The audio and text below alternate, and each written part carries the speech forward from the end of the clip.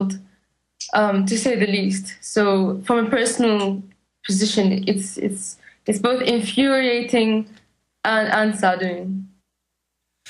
Well, now, as you know, NATO and others are talking about starting a humanitarian blockade and air campaign. We saw how humanitarian Libya was. When we come back, I want to expand on this, ask you what your family thinks of what's going on, and the future of Syria, because they've wrecked Libya. It's now a hellhole from being the jewel of Africa with development, and that's what the banksters want. They want to destroy countries so they can come in and take them over. And I want to get your view on what the average Syrian you talk to's real perspective is on President Assad. It's all coming up with Syrian Girl.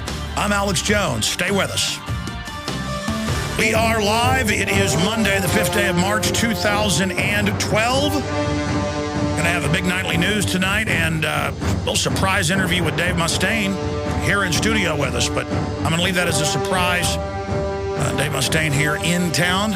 It's really cool. It's interesting. Get up in the morning and Dave Mustaine's, drinking coffee in your kitchen. It's pretty cool. I'm not name dropping. It's just really interesting. Of all the famous people I know, he's got to be one of the most interesting. Really an amazing guy in person and private. But I'm going to try in the interview to get him to talk about some of the things. You can see the real Dave Mustaine. Really interesting. Obviously a very talented person. I think #1 hard rock metal guitarist of all time, and he's in the top 10 guitarists, period. According to Rolling Stone and others, he certainly is amazing. And, of course, his wife is so sweet and intelligent as well, great Christian people. We're joined by a woman who goes by the name of Syrian Girl. And I've seen her videos on YouTube where she's been interviewed by some other journalists and people. And she wants to be private, and where she's at private, but she's 100% Syrian and has family that she can report on what's happening. But she does want to be private, so that'll just pique everybody's interest exactly who she is. But she'll go by Syrian Girl, and she joins us now. Recap the point you make about al-Qaeda. I just had Lieutenant Colonel Anthony Shaffer, who ran the bin Laden program trying to kill him, who was blocked from killing him, pointing out that Anwar al-Awlaki, who's run all the big terror attacks in the U.S., is really a Pentagon double agent, White House agent.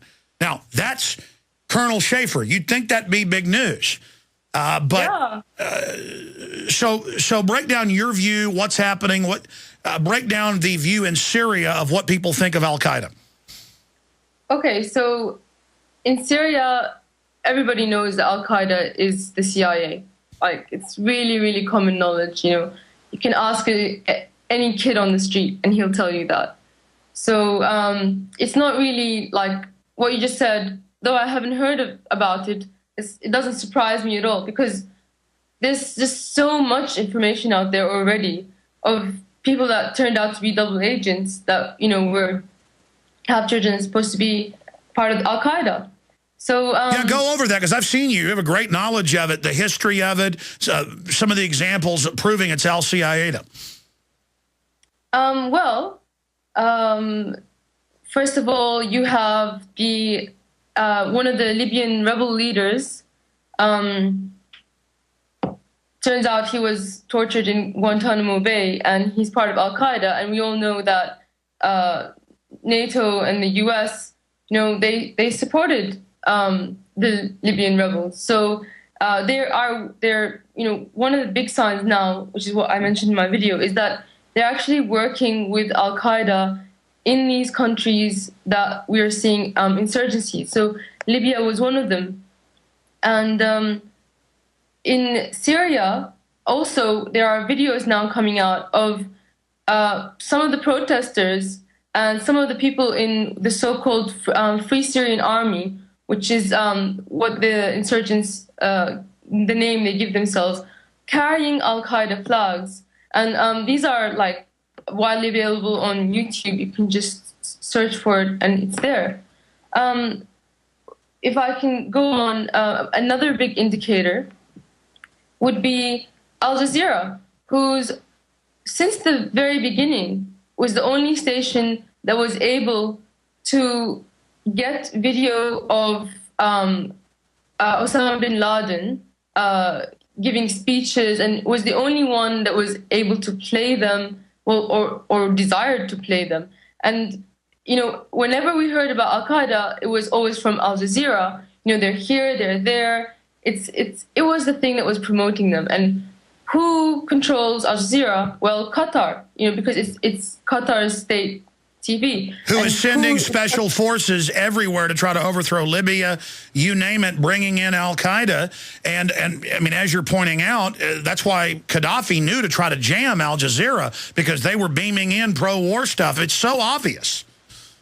Yeah, it's very obvious. And it was obvious from the very, very beginning, like 8 years ago, or maybe it was more than 8 years ago, when Al Jazeera even started. You could tell by the way they reported things. Well, the word is it's total British intelligence, the whole thing. Yeah, pretty much. Either US or British. Israeli. It doesn't really matter, because they're all one entity working, together. Israel and the country Qatar, they're allies. They're allies with the U.S. They control each other. So it's like one big monster. That's right. Continuing with al-Qaeda examples from the Syrian perspective. It's when you're on the spot, it's difficult to think of them. There's just so many. I'd like to. This is maybe not an al-Qaeda example, but it's a very important example of false flag operations. I'm not sure if anybody remembers, but in Iraq, in Basra, 2 British soldiers, like special forces soldiers, were captured dressed up as Arabs, shooting at Iraqi police, which was by then under the control of the occupation. And they were dressed in black to mimic sort of like the Mahdi army. And their car was filled with explosives. And this was all over the news. And the British army the British leadership were so panicked about it that they sent the army in to destroy and level the entire police station. This is a police station that was allied with them, to get these men out. And they did. But you can imagine what they knew and what they were doing, dressed up as Arabs, attacking their supposed allies. So, well, you're right. In fact, while you're talking, I just typed British soldiers captured in Basra.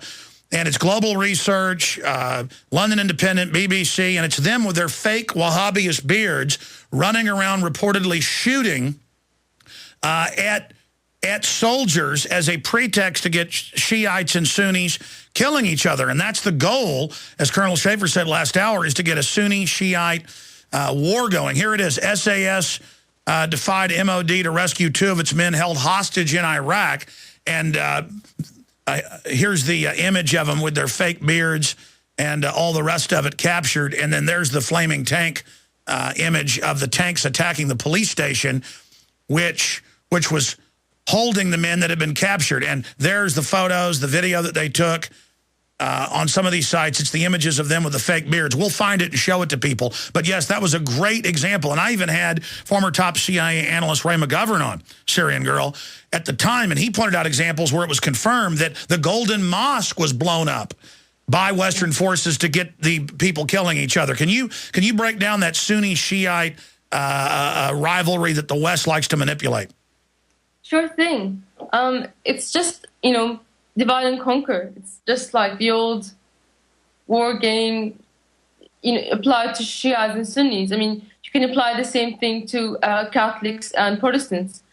So at the moment, Iran and Lebanon has a Shia-like population, and they form an alliance with Syria, and they could, they have Hezbollah, which is directly opposing Israel. So on the one hand, they are enemies of the Shia.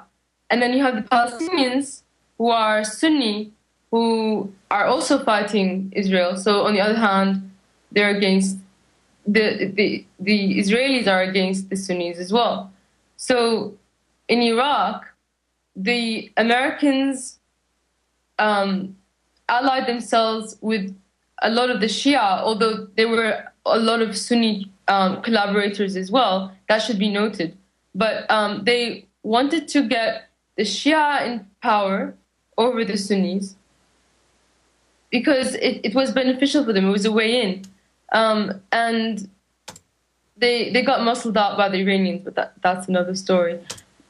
But around the Middle East, it is mostly the Sunni majority countries, which are in the Gulf Arab region and in North Africa, not the Levant region where we're from, but mostly they are allied with them. So, hold on just a moment. Your Skype from on the other side of the planet is breaking up. We're going to wait while that gets a little bit better, or perhaps reconnect with you. Let's see if your Skype came back now. Please repeat what you were saying. Oh, I was saying that the al-Qaeda, it's purported to be a Sunni organization, but not exactly Sunni. It's something worse, like more extreme, called Salafi, and or Wahhabi is another extreme sect that they're very similar. So in the same time, the majority Sunni theocratic countries like Saudi Arabia and Qatar and the Gulf Arab states are actually allies with the U.S. So it's a really complicated mess. But when whatever country, the U.S. doesn't care which side it plays, whether it plays Shias and gives them power against Sunnis or gives Sunnis power against Shia. At the end of the day, they want to divide everybody and get everybody fighting. And I think sometimes they're succeeding, but not in all cases. By the way, I did find the BBC article, Iraq probe into soldier incident, and it's got them with the guns, hand grenades, fake wigs, out reportedly attacking Basra police. And there was other cases of U.S. forces being attacked by guys dressed up in bin Laden outfits. This is full spectrum dominance. You've got to manufacture the war so people really believe al-Qaeda exists.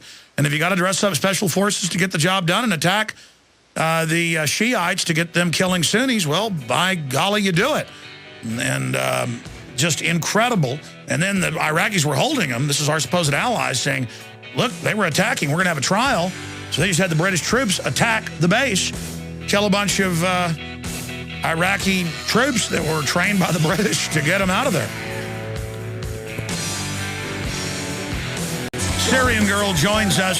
Syrian Girl, what is the feeling of people in Syria? I mean, this is an invasion. This is proxy armies, Arab fighters, the ones that were in Libya being brought in to invade your country. This is part of the proxy wars. They admit that they've got military paid off, defecting over to try to overthrow the country. And then I guess bring these purges in. They're saying they're going to kill minority groups of Muslims that are part of smaller sects. They're also saying they're going to force the Christians out of Syria. How do you think the West is going to be able to sell this to the public when they do what they've done in your country, the same thing they've done in Libya?